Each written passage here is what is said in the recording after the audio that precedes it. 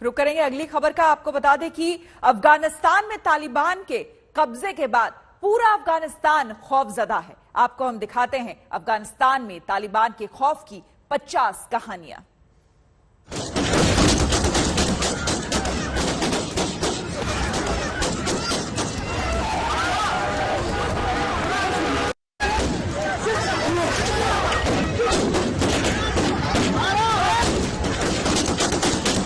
तस्वीरें युद्ध भूमि की नहीं बल्कि काबुल एयरपोर्ट के बाहर की।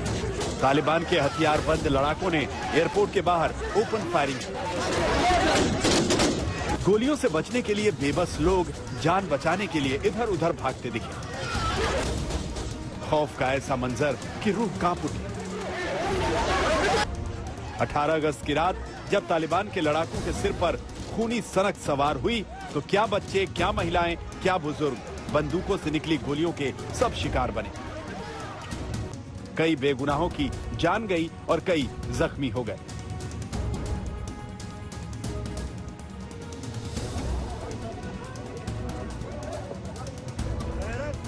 तालिबानी सजा की पुरानी यादें एक बार फिर ताजा हो गई। ये तस्वीरें उस दौर की हैं जब तालिबान अपने राज में महिलाओं पर सरेआम कोड़े बरसाता था। एक बार फिर अफगानिस्तान में तालिबान का राज लौटा तो कोड़े बरसने लगे, यानी कोड़े का खौफ लौट आया। आप देख सकते हैं कि तालिबानी लड़ाकों के हाथों में कोड़ा है और वही कोड़ा बेबस लोगों की खाल उधेड़ रहा है। यही है तालिबानी राज का मतलब। सिर पर खूनी सनक सवार हो तो जिंदगी और मौत के बीच का फासला मिट जाता है। खौफ की ये तमाम तस्वीरें विरोध की आवाज को बंदूक के दम पर कुचलने की। ये तालिबान की बर्बरता है, तालिबान की क्रूरता है। अफगानिस्तान के जलालाबाद में स्थानीय लोगों ने मुल्क का झंडा फहराने की हिम्मत दिखाई। फिर क्या था, न दलील, न कोई अपील, न कोर्ट। तालिबानी लड़ाकों ने फैसला ऑन द स्पॉट कर दिया। अफगानिस्तान का झंडा फहराने वालों को डायरेक्ट गोलियां बरसा दी, यानी तालिबान की नाफरमानी की सजा मौत है। कत्लेआम की एक और खौफनाक कहानी तालिबान ने लिख डाली। तालिबान की तरफ से बदला लेने से इनकार किया गया था। दावा यह था कि तालिबान बदल गया है, जबकि तालिबान की कथनी और करनी का अंतर तस्वीरों में कैद है। अफगानिस्तान में तालिबानियों ने अपनी अदालत लगानी शुरू कर दी है। मुखबिरी के शक में लोगों को मौत के घाट उतारा जा रहा है। रिपोर्ट्स के मुताबिक कंधार में अफगानी सेना के 4 कमांडर्स को भीड़ के सामने बेमौत मार दिया गया। मकसद है खौफ के दम पर अपनी हुकूमत को स्थापित करना, जहां विरोध में बोलने की कोई इजाजत नहीं होगी। खौफ में लिपटी ये तस्वीरें काबुल की हैं, जहां घुटने के बल लोगों को बिठा दिया गया है। इनका गुनाह सिर्फ ये है कि तालिबान का ऑर्डर नहीं माना। तालिबान ने पहले इन्हें दीवार की तरफ मुंह कर घुटनों के बल जबरन बिठाया। अब पीछे की तरफ देखिए, AK-47 लेकर तालिबान का लड़ाका खड़ा है। तस्वीरों में नजर आ रहा शख्स चिल्लाता रहा, रहम की भीख मांगता रहा, लेकिन तालिबान का कलेजा न पसीजना था न पसीजा, सीधे गोली मार दी। ठीक वैसे ही जैसे कुछ दिन पहले काबुल एयरपोर्ट की दीवार पर चढ़े शख्स को तालिबानी लड़ाके ने गोली मार दी थी। अफगानिस्तान कराह रहा है। तालिबान ने एक हंसते खेलते मुल्क को रोते और मातम वाले देश में तब्दील कर दिया है। देखिए दास्ताने अफगान।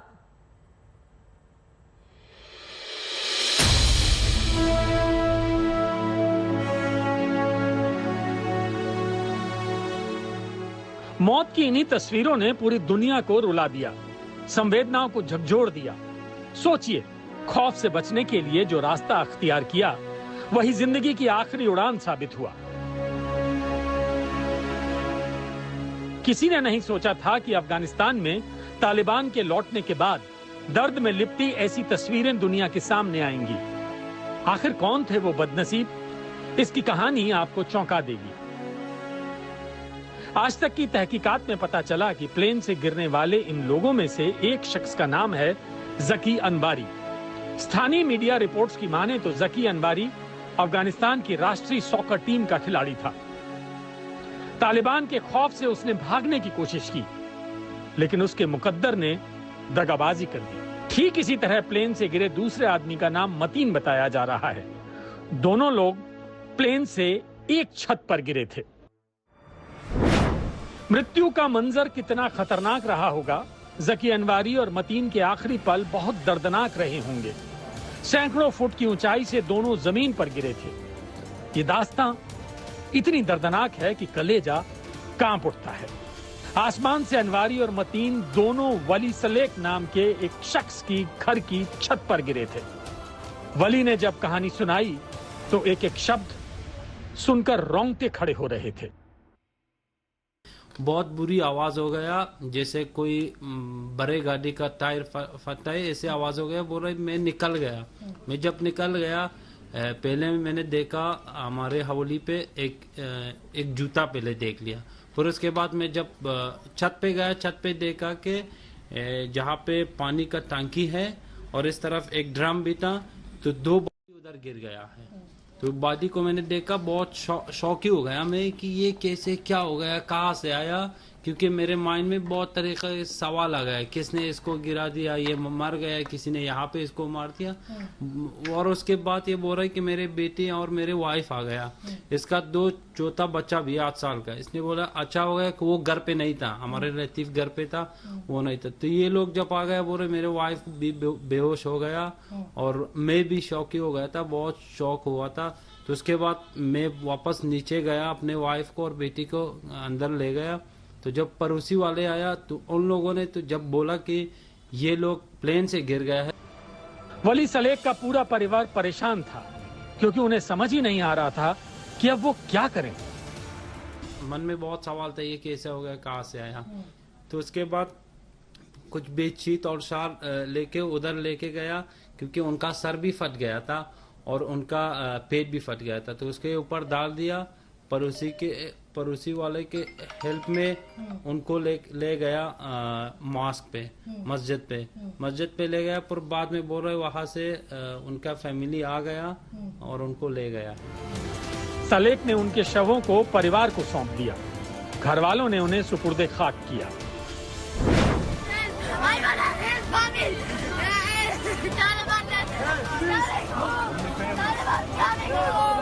ये दर्द की इंतहा नहीं तो क्या है। एक तरफ जिंदगी है और दूसरी तरफ मौत। बीच में खड़ी है एक दीवार। तस्वीरें काबुल एयरपोर्ट की हैं, जहां एक अफगान लड़की एयरपोर्ट के अंदर आना चाहती है। तालिबान का डर ऐसा है कि किसी भी कीमत पर अफगानिस्तान छोड़ना चाहती है। आज इस लड़की की गुहार बहुत गौर से सुनिए, आपको पूरे अफगानिस्तान के दर्द का एहसास होगा।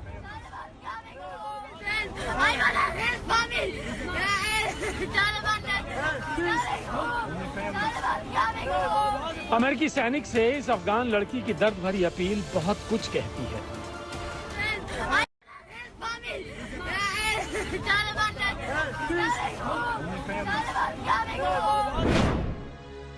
एक माँ का दर्द काबुल से आई इन तस्वीरों में कैद है। आप देख सकते हैं, एक माँ अपने बच्चे को दीवार के दूसरी तरफ अमेरिकी सैनिकों को सौंप देना चाहती है। माँ को लगता है कि अगर वो नहीं जा सकी तो ठीक, उसका बच्चा तो जिंदा बच जाए। ऐसी ही कहानी दूसरी तस्वीरों में भी है, जहां महिलाएं किसी भी तरह काबुल एयरपोर्ट के अंदर पहुंचना चाहती हैं। सोचिए, काबुल में खौफ और डर के बीच सिर्फ एक दीवार है। दीवार के उस पार जिंदगी है और दूसरी तरफ मौत का खौफ। ये कहानी है अफगानिस्तान की महिला गवर्नर सलीमा मजारी की। वही सलीमा जो तालिबान को खुली चुनौती देती थी, वही सलीमा जिन्होंने अपनी खुद की सेना बनाई थी। लेकिन आज उनका परिवार दर्द में डूबा है। अफगानिस्तान पर कब्जा जमाते ही तालिबान ने अफगान की लेडी गवर्नर को कैद कर लिया। हजारा समुदाय के ग्रुप ने ट्वीट कर जानकारी दी है कि तालिबान ने बल्ख प्रांत की महिला गवर्नर सलमा मजारी को हिरासत में ले लिया है। इस वक्त सलीमा किस हाल में है, किसी को नहीं पता। यानी जिंदा भी हैं या नहीं, ये भी कोई नहीं जानता। तालिबान का खजाना भरपूर है। हर तरह के अवैध धंधों से कमाई की पूरी कुंडली क्या है, कहां से आ रहा है इतना पैसा कि सत्ता खड़ी होने लगी।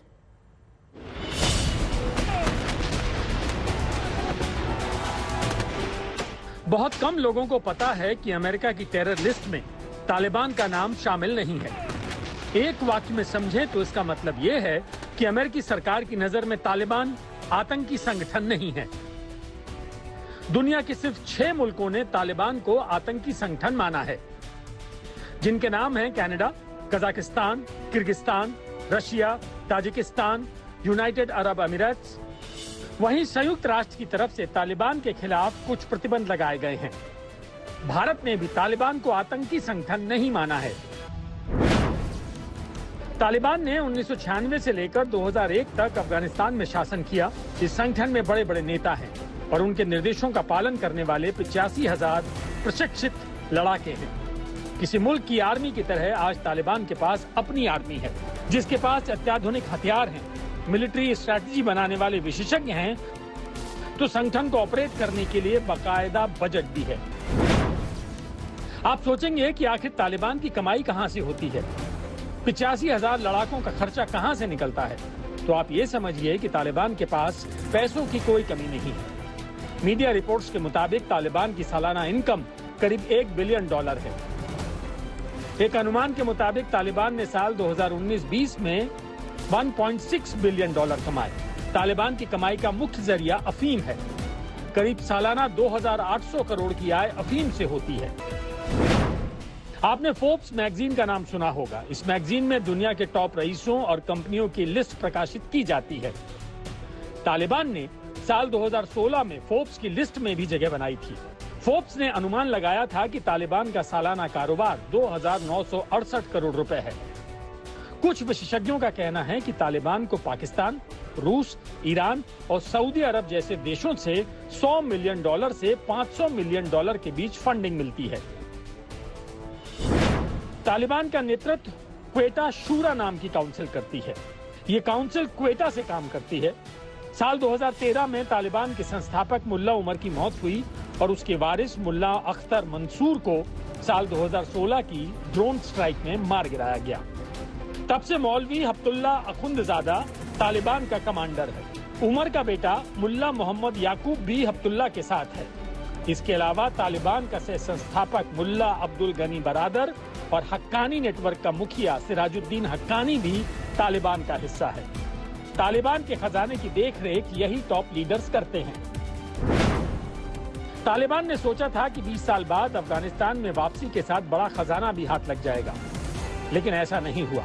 पहले अमेरिका ने और फिर IMF ने अफगानिस्तान की तिजोरी का गेट लॉक कर दिया। अमेरिका ने अफगानिस्तान के सेंट्रल बैंक की करीब $9.5 अरब यानी 706 अरब रुपए से ज्यादा की संपत्ति फ्रीज कर दी। इतना ही नहीं, देश के पैसे तालिबान के हाथ ना चले जाएं, इसके लिए अमेरिका ने फिलहाल अफगानिस्तान को कैश की सप्लाई भी रोक दी है। वहीं IMF ने भी तालिबान के कब्जे वाले अफगानिस्तान का पैसा रिलीज करने पर रोक लगाई है। यानी तालिबान को आने वाले दिनों में पैसे की तंगी से गुजरना होगा। अफगानी बेटियां रो रही है। तालिबान की वापसी ने इस मुल्क की महिलाओं के लिए जैसे कैद का पिंजरा तैयार कर दिया है। तालिबान का खौफ सिर्फ अफगानिस्तान में ही नहीं है, बल्कि पूरी दुनिया में है। हिंदुस्तान में रह रहे अफगानी मूल के लोगों की आंखों में आंसू हैं। दर्द की आपबीती ऐसी है कि कलेजा कांप उठे। किसी को नहीं पता कि अब परिवार वालों का क्या होगा, उनका भविष्य क्या होगा। अफगानिस्तान में तालिबान राज लौटते ही आधी आबादी की जिंदगी अधर में लटक गई है। तालिबान के राज में महिलाओं के हुकूक छिन जाते हैं, पाबंदियां लागू हो जाती हैं। आज आधी आबादी के जहन में वही पुरानी यादें ताजा हो गई हैं और जबान पर खौफनाक आपबीती है। ये सबा सहर हैं, अफगानिस्तान की चुनिंदा महिला फिल्म निर्देशकों में से एक हैं, लेकिन इनकी पहचान इतनी भर नहीं है। सबा एक एक्टर और पुलिसकर्मी भी रही हैं। कुछ दिनों पहले तालिबान ने जानलेवा हमला किया जिसमें वो बाल बाल बची। सबा शहर का कसूर सिर्फ इतना है कि वो खुले मिजाज की है। यही बात तालिबान को नागवार गुजरती है।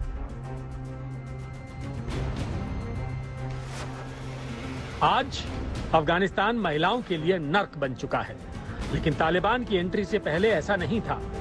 ये तस्वीरें किसी यूरोपीय देश की सड़कों पर घूमती महिलाओं की नहीं, बल्कि अफगानिस्तान की हैं। आज यकीन करना मुश्किल है, लेकिन ये 1972 का अफगानिस्तान है, जब लड़कियां इतनी आसानी से काबुल की सड़कों पर घूम सकती थीं। 50 साल पहले काबुल किसी भी दूसरे मॉडर्न शहर की ही तरह था, लेकिन फिर 1990 के दशक में युद्ध और कट्टरपंथी तालिबानी शासन ने देश का चेहरा बदल दिया। न सिर्फ महिलाओं की शिक्षा बल्कि उनके घर से निकलने के अधिकार पर भी पाबंदी लगा दी गई। पुरानी तस्वीरों में अफगानिस्तान के फैशन की झलक नजर आती है। मौजूदा वक्त में घरों और पर्दों में रहने वाली महिलाएं 70 के दशक तक फैशनेबल बालों में नजर आती थीं। लड़के लड़कियां मूवी थिएटर और यूनिवर्सिटी कैंपस में आजादी से मिलते थे। लोग शिक्षा के प्रति आकर्षित थे क्योंकि उन्हें लगता था कि ये उनके रास्ते खोल सकती है। 3 दशकों के युद्ध ने यहाँ सब कुछ खत्म कर दिया है। तालिबान जब से अस्तित्व में आया है, खून खराबा और हिंसा इसकी सोच में शामिल होता चला गया है और आज भी ये उसी सोच से सत्ता की तरफ बढ़ रहा है। तालिबान ने अफगानिस्तान के सरकारी मीडिया को अपने हिसाब से चलाना शुरू कर दिया है। महिला एंकर्स को हटा दिया गया है, यानी उन्हें अब काम करने की इजाजत नहीं होगी। वहीं सरकारी चैनल पर इस्लामी संदेश सुनाए जा रहे हैं। निजी चैनलों ने भी पॉप म्यूजिक और वेस्टर्न कल्चर वाले शो बंद कर दिए हैं। तालिबान के टॉप लीडर्स ने अफगानिस्तान में अपनी सरकार की नीति और नीयत स्पष्ट कर दी है। अगर कोई ये सोच रहा है कि तालिबान बदल गया है, अफगानिस्तान में लोकतंत्र की बहाली जल्द होगी, तो तालिबान की तरफ से टॉप नेता ने अपने इरादे साफ कर दिए हैं। अफगानिस्तान इस्लामी कानून से चलेगा।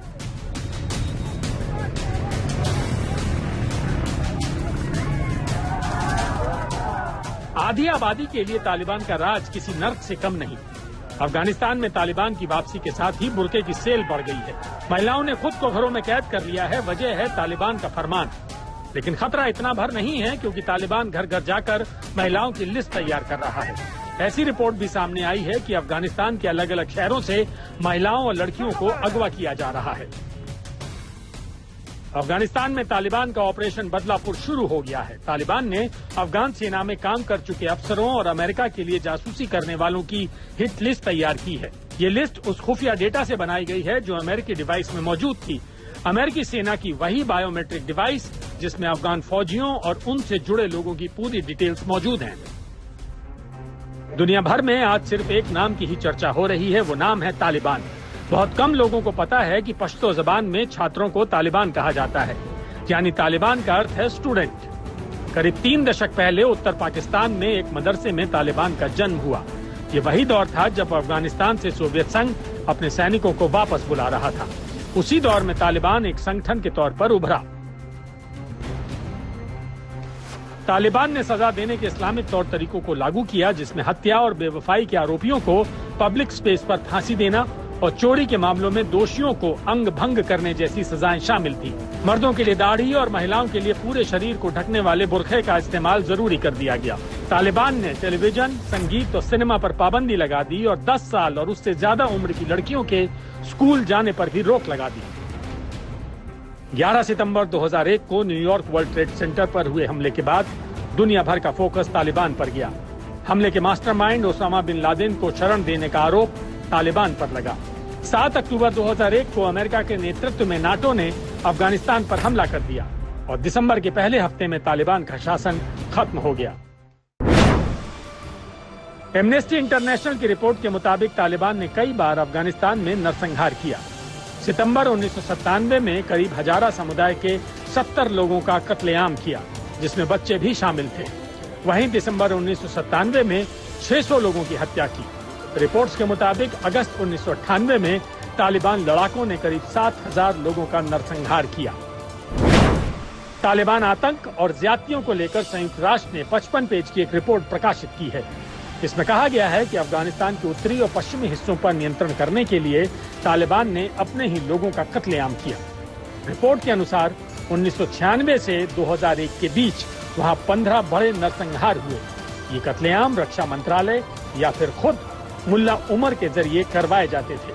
तालिबानी खौफ की 50 कहानियां आप देख रहे हैं। काबुल में दुकानें खोलकर रहमदिली का ढोंग करके तालिबान अपनी नई छवि गढ़ने की कोशिश कर रहा है, लेकिन उसके बंदूकों का जोर उसे बेनकाब कर रहा है।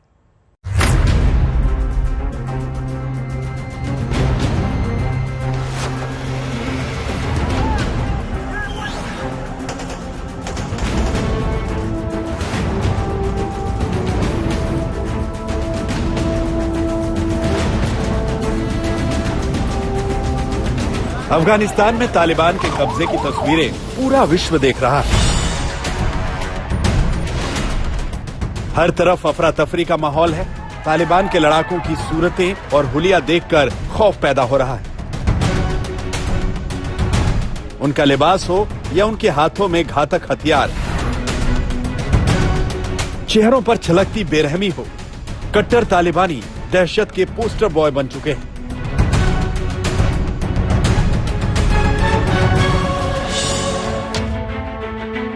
पंद्रह अगस्त को तालिबान ने अफगानिस्तान की राजधानी काबुल पर कब्जा किया और अब धीरे धीरे काबुल खुल रहा है, लेकिन दहशत की संगीनों के साए में। और यहीं से निकली है तालिबान के दहशत की ये कहानियां। चमचमाती दुकानें, बाजार में घूमते लोग, सड़कों पर आवाजाही, सड़क पार करता सिख, आइसक्रीम पार्लर में बैठे तालिबानी। ये सभी तस्वीरें अफगानिस्तान से आई हैं, जहां की सत्ता पर कुछ दिन पहले ही तालिबान ने कब्जा किया है। अफगानिस्तान की राजधानी काबुल में हालात सामान्य हो रहे हैं। अब तालिबान दुनिया को यही दिखाने की कोशिश कर रहा है। इन तस्वीरों को देखकर आप थोड़ा हैरान रह जाएंगे, लेकिन यकीन मानिए ये उसी काबुल की तस्वीरें हैं जहां 15 अगस्त की शाम से तालिबान का कब्जा है। 3 दिन तक घरों में रहने के बाद लोग अब बाहर निकले हैं और दुकानें खुल गई हैं।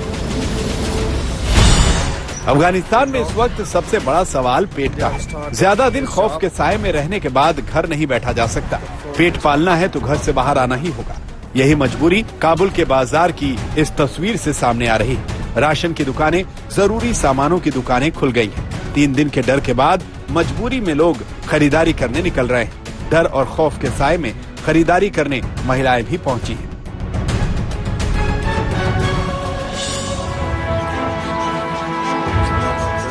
काबुल शहर की मशहूर बर्ड स्ट्रीट का नजारा देखिए। यहाँ की सभी दुकानें खुली हुई हैं। ये चिड़िया का मशहूर बाजार है। आप देख सकते हैं पिंजरों में बंद चिड़िया टंगी हुई हैं। बाजार में इक्का दुक्का लोग ही घूम रहे हैं। हालांकि इस मशहूर बर्ड स्ट्रीट में कुछ दुकानें अभी भी बंद पड़ी हैं। चिड़िया बाजार में कम ही सही, लेकिन ग्राहकों का आना शुरू हो गया है। तालिबान का खौफ बरकरार है। जो लोग दुकान खोलने पहुंचे हैं उनके लिए भी रोजी रोटी का सवाल है। पैसा होगा तभी घर का खर्च चलेगा।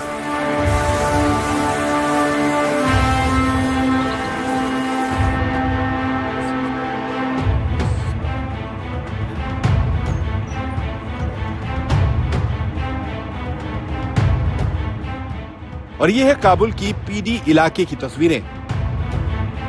ये सिख गुरुद्वारा है।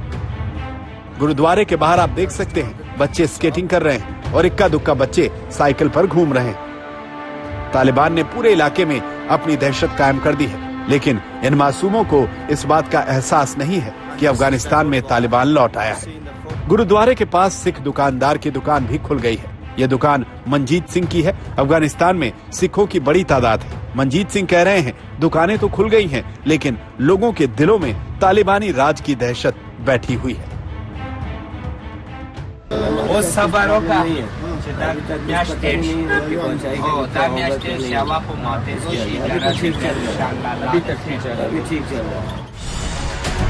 हम आपको बता दें कि तालिबान के खौफ के चलते बड़ी संख्या में सिख समुदाय के लोगों ने गुरुद्वारों में शरण ली हुई है और उन्हें वापस लाने की कोशिशें भी हो रही। और दहशत की असली तस्वीर यहाँ से निकल कर आती है। ये काबुल का आइसक्रीम पार्लर है। अफगानिस्तान को कब्जे में लेने के बाद तालिबानी आतंकियों की मौज मस्ती की तस्वीरों की ये एकदम नई तस्वीर है। आप देख सकते हैं टेबल पर हथियार रखकर तालिबानी आतंकी आइसक्रीम पार्टी कर रहे हैं। इन तस्वीरों को देखकर लगता है कि काबुल में तालिबान के अलावा कोई खुलकर नहीं जी सकता। बाकी लोगों को थोड़ी बहुत छूट तो दी जा रही है, लेकिन तालिबान की दहशत उनके दिलों में बैठी हुई है। और ये दहशत टेबल पर हथियार रखकर आइसक्रीम के चटखारे ले रहे तालिबानी आतंकियों ने बिठाई है। नवेद सुल्तानी, काबुल, आज तक। तालिबान सरकार बनाने की जुगत भिड़ा रहा है, बैठकें हो रही है, लेकिन क्या सिर्फ धर्म के नाम पर यह सत्ता हर किसी को कबूल है? देखिए वो कहानी जो तालिबानी सत्ता का सच बताएगी। कहानी नंबर 36। अफगानिस्तान पर तालिबानी कब्जे के बाद मुल्ला अब्दुल गनी बरादर पूरे 20 बरस बाद काबुल लौटा है और अफगानिस्तान में मुल्ला अब्दुल गनी बरादर के नाम की चर्चाएं जोर शोर से हो रही हैं। तालिबान का संस्थापक सदस्य और उपनेता मुल्ला अब्दुल गनी बरादर के अफगानिस्तान का अगला राष्ट्रपति होने की पूरी संभावनाएं हैं। कहानी नंबर 37। तालिबान की सरकार में मुल्ला बरादर के अलावा 4 और तालिबानी कमांडरों को बड़ी जिम्मेदारी मिल सकती है। इनमें सबसे बड़ा नाम है हिब्तुल्लाह अखुंदजादा का। हम आपको बता दें कि तालिबान के गढ़ रहे कंधार से उसके गहरे संबंध है और इन्हीं संबंधों ने उन्हें तालिबान के बीच अपनी पकड़ मजबूत बनाने में मदद की है। करीब 60 साल के मुल्ला हिब्तुल्लाह ने अपना ज्यादातर जीवन अफगानिस्तान में ही बिताया है। उसके क्वेटा में तालिबान की शूरा से भी नजदीकी संबंध रहे हैं। तालिबान के संस्थापक मुल्ला उमर के बेटे मोहम्मद याकूब को भी तालिबान सरकार में बड़ी जिम्मेदारी मिलने की उम्मीद है। 30 साल का मोहम्मद याकूब तालिबान के सैन्य अभियानों का प्रमुख है। तालिबानी कमांडर सिराजुद्दीन हक्कानी भी तालिबान सरकार में बड़ा ओहदा हासिल कर सकता है। सिराजुद्दीन को उसके पिता जलालुद्दीन हक्कानी की मौत के बाद हक्कानी नेटवर्क का नेता बनाया गया। इस समय हक्कानी नेटवर्क इलाके का सबसे ताकतवर और खतरनाक चरमपंथी समूह माना जाता है। अब्दुल हकीम भी तालिबानी सरकार में अपनी दावेदारी रखता है। वो तालिबान के वार्ता दल का प्रमुख है। 60 साल का अब्दुल हकीम तालिबान की न्यायपालिका चलाता है। कहानी नंबर 38। अफगानिस्तान में तालिबानी सरकार बनाने के लिए तमाम तालिबानी नेता अलग अलग जगहों से एकजुट होने लगे हैं। तालिबानी लीडर मुल्ला बरादर की अगुवाई में करीब 20 साल बाद कई तालिबानी नेता अफगानिस्तान पहुंचे हैं। आज तक को इन नेताओं की एक्सक्लूसिव तस्वीरें मिली हैं, जिसमें ये सारे नेता एक साथ इकट्ठा हुए नजर आ रहे हैं और सरकार किस तरह की होगी, कैसे चलेगी, इस पर मंथन कर रहे हैं। कहानी नंबर 39। तालिबान सरकार के गठन के लिए इकट्ठा हो रहे इन तालिबानी नेताओं से आज तक ने कंधार में एक्सक्लूसिव बातचीत की। सबसे पहले आपको सुनाते हैं। तालिबानी नेता अब्दुल सलाम हनफी ने आज तक से कहा कि वो अफगानिस्तान के सभी लोगों को भरोसा दिलाते हैं कि किसी को कोई नुकसान नहीं पहुंचाया जाएगा, लोगों को सुरक्षा दी जाएगी और सभी सुविधाएं भी दी जाएंगी। तालिबान के संस्थापकों में से एक मुल्ला खैरुल्लाह खैर ख्वाह ने भी आज तक से एक्सक्लूसिव बातचीत की। उन्होंने आज तक से कहा कि अफगानिस्तान में हर किसी के लिए माफी का ऐलान किया गया है, कोई उनका दुश्मन नहीं। कहानी नंबर 40। अब अफगानिस्तान में वो नेता भी इकट्ठा हो रहे हैं जिन्हें 2001 में अमेरिकी और नाटो फोर्स ने भगा दिया था। करीब 20 साल बाद अमेरिका को मात देकर तालिबान अफगानिस्तान पर काबिज हुआ है। तालिबानी नेताओं का दावा है कि वो जल्द ही नई सरकार का फ्रेमवर्क तैयार कर लेंगे। माना जा रहा है कि मुल्ला बरादर काबुल में ही रहेगा और यहीं से तालिबान को लीड करेगा। तालिबान की ओर से जल्द ही दोहा में नई सरकार के गठन की चर्चा की जाएगी। तालिबान ने विश्वास दिलाया है कि इस बार समाज के हर तबके को सरकार में जगह दी जाएगी, इसमें महिलाएं भी शामिल होंगी। आज तक ब्यूरो। अपना सपना मनी मनी, क्या इसी सोच से भागे गनी? राष्ट्रपति गनी देश को रोता बिलखता छोड़कर भाग गए। अफगानी उन्हें भगोड़ा मान रहे हैं। गनी के भागने की वो कहानियां जो काबुल से अबू धाबी तक से जुड़ी हुई है। तालिबान के कब्जे के बाद अफगानिस्तान से देश छोड़कर भागे पूर्व राष्ट्रपति अशरफ गनी भी अब सामने आ गए हैं। अशरफ गनी अपने परिवार के साथ अबू धाबी में हैं। संयुक्त अरब अमीरात यानी UAE के विदेश मंत्रालय ने इस बात की पुष्टि की और कहा है कि मानवता के आधार पर अशरफ गनी और उनके परिवार को शरण दी गई है। हालांकि अभी इस पर पर्दा डालकर रखा है कि अशरफ गनी UAE में कहां हैं, किस जगह पर हैं। अफगानिस्तान छोड़ने के चौथे दिन बुधवार की रात करीब 11:15 बजे वो पहली बार दुनिया के सामने आए। अशरफ गनी ने कहा कि अगर वो मुल्क छोड़कर नहीं जाते तो खून खराबा हो जाता, उन्हें भी तालिबान फांसी पर लटका देता। در هغه چې د فاجعه د عمق پکله مستند معلومات نوی اوریدلی قضاوت مو پرېږدئ. هر کسی که برایتان گفت رئیس جمهورتان شما را فروخت و برای منفعت مالی و حفظ جان خویش فرار کرد باور نکنید. من به گونه‌ای از افغانستان خارج ساخته شدم که حتی فرصت نیافتم تا چپلی‌هایم را از پاهایم بیرون کرده و بوت‌هایم را بپوشم. हम आपको बता दें कि अशरफ गनी देश छोड़कर भागे तो अमेरिकी राष्ट्रपति जो बाइडेन ने कहा था कि तालिबान के सामने अफगानी नेता और सैनिकों ने सरेंडर कर दिया। ऐसे में अशरफ गनी सामने आए तो उन्होंने अमेरिकी राष्ट्रपति के बयान का भी जवाब दिया। अशरफ गनी के देश छोड़कर भागने पर अमेरिका के पूर्व राष्ट्रपति डोनाल्ड ट्रंप ने भी उन्हें धोखेबाज बताया है। डोनाल्ड ट्रंप ने कहा कि उन्हें कभी भी अशरफ गनी पर भरोसा नहीं रहा। ताजिकिस्तान में अफगानिस्तान के राजदूत मोहम्मद जहीर अखबार ने अफगानिस्तान के पूर्व राष्ट्रपति अशरफ गनी पर देश में चोरी करने का आरोप लगा दिया है। अशरफ गनी पर 16.9 करोड़ डॉलर चोरी करने का आरोप लगा है। मोहम्मद जहीर ने अशरफ गनी को अंतर्राष्ट्रीय पुलिस से गिरफ्तार करवाने की मांग की है। आज तक ब्यूरो। तालिबान की 50 कहानियों में बात उस इलाके की जहां तालिबानी आतंकी कदम रखने से कांपते हैं। ये इलाका अब भी कब्जे से दूर है और आतंकी मजबूर हैं। कहानी नंबर 46। अफगानिस्तान में तालिबान के प्रवक्ता ज़बीउल्लाह मुजाहिद ने घोषणा की है कि अफगानिस्तान में चल रही जंग खत्म हो गई है। लेकिन दूसरी ओर अज्ञात जगह से जारी किए गए एक संदेश में अफगानिस्तान के उपराष्ट्रपति अमरुल्लाह सालेह ने कहा है कि राष्ट्रपति अशरफ गनी के देश छोड़कर चले जाने के बाद अब वो अफगानिस्तान के कार्यवाहक राष्ट्रपति हैं और जंग अभी खत्म नहीं हुई है। कहानी नंबर 47। जहां एक तरफ अशरफ गनी ने अफगानिस्तान छोड़ दिया है, वहीं अमरुल्लाह सालेह उन कुछ अफगान नेताओं में से एक हैं जो तालिबान नियंत्रण के खिलाफ एक विरोध आंदोलन शुरू करने के लिए तैयार हैं और सशस्त्र तालिबान लड़ाकों के देश पर कब्जे को अवैध बता रहे हैं। कहानी नंबर 48। फ्रांसीसी पत्रिका शेर पंशीर में लिखे गए एक लेख में अफगानिस्तान के मशहूर नेता अहमद शाह मसूद के बेटे अहमद मसूद ने पिता के नक्शे कदम पर चलते हुए तालिबान के खिलाफ जंग लड़ने की घोषणा कर दी है। कहानी नंबर 49। पंशीर घाटी को जीतना तालिबान के लिए मुश्किल रहा है। इस बार भी पंशीर तालिबान के खिलाफ मजबूती से खड़ा नजर आ रहा है। पंशीर घाटी का अर्थ है 5 शेरों की घाटी। इसका नाम एक किंवदंती से जुड़ा हुआ है। माना जाता है कि 10वीं शताब्दी में 5 भाई बाढ़ के पानी को नियंत्रित करने में कामयाब रहे थे। कहानी नंबर 50। अमरुल्लाह सालेह का जन्म पंशीर प्रांत में हुआ था और वो वहीं ट्रेन हुए हैं। चूंकि पंशीर घाटी हमेशा से प्रतिरोध का केंद्र बना रहा, इसलिए इस क्षेत्र को कभी कोई जीत न सका। न सोवियत संघ, न अमेरिका और न तालिबान इस क्षेत्र पर कभी नियंत्रण कर सका। आज तक ब्यूरो।